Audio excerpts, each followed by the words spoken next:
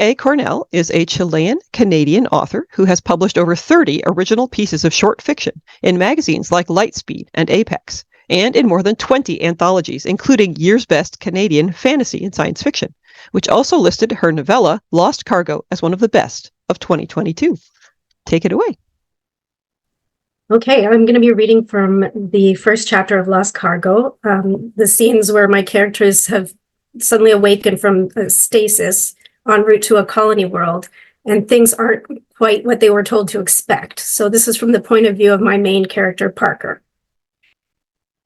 I woke to complete darkness, but didn't immediately register this fact due to the disorientation we'd been told was common when you emerge from suspension. They weren't kidding. When I finally shook away thoughts of Lily and realized I was awake, I felt a moment of panic. Unable to see, I focused on my remaining senses. My face was bare, so I knew the life support mask must have released its seal and fallen to the side. I could smell the sweet yet slightly cheesy scent of suspension gel. The air felt cold against my skin, which meant the cover of my suspension chamber must have unsealed and slid back to its space beneath the bed. The zero-grav restraints had retracted, so I could move, but when I did, my body felt heavy and my movements cumbersome.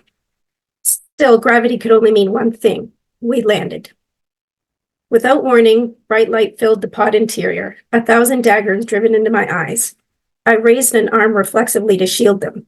When my eyes finally adjusted to the onslaught, I saw that an Asian man stood by the far wall next to an open panel, fiddling with the electronics it contained. Chai's son, I thought to myself. That was his name. But he'd asked us to call him Chai. He was an engineer from Thailand. Friendly guy. It was all starting to come back to me now. The motley crew of last-minute additions to the passenger roster. We'd been given a crash course in lieu of the extensive preparation earlier colonists had received, and been told we'd learn the rest on Vita. They'd placed us wherever there were available suspension chambers. As a result, we'd ended up assigned to a pod with representatives from around the globe. Most of us could get by in English, but Chai, I recalled, used a translator, which I now noticed he wore clipped to his chest. I eased myself to a seated position, shivering as the air raised goosebumps on my arms. Rubbing them, I was surprised to find them still damp from the gel. The web-like one piece I wore also felt damp, as did the hair running down my back. That meant the flash drying stage between the gel suction and the opening of the chamber hadn't kicked on, which wasn't right. But I couldn't worry about that now. Some of the others also sat up. One man, David, sliding off his suspension bed to stand next to it.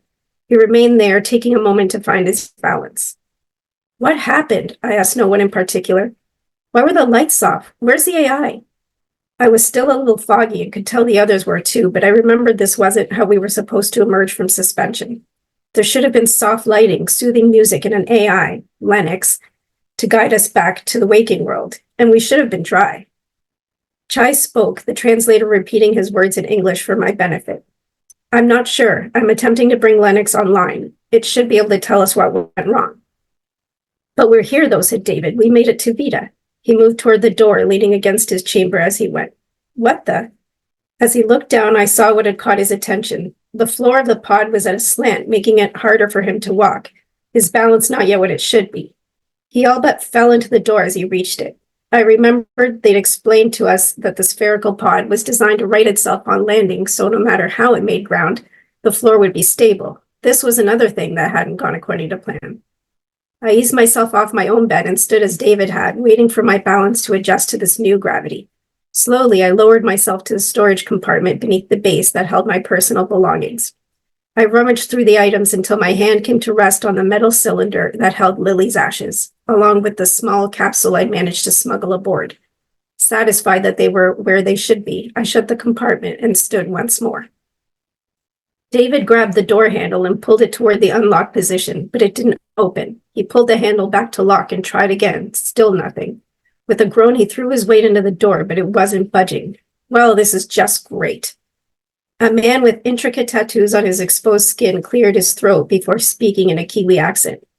It's okay. Once Chai gets Lennox online, we'll get it to open the door, and if it's still stuck, we can contact the other pods. The other colonists will get us out.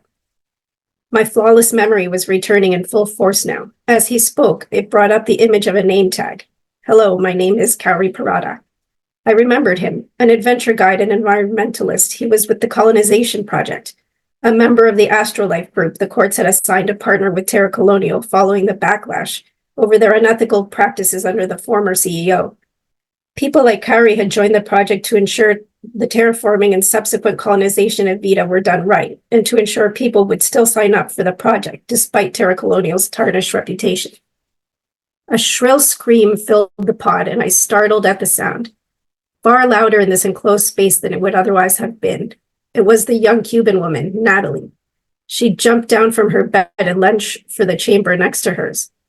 I saw then what had made her scream. 2 of the chambers remained sealed. The one Natalie was now frantically trying to force open held a middle-aged Italian woman still covered in suspension gel. Mona, I recalled.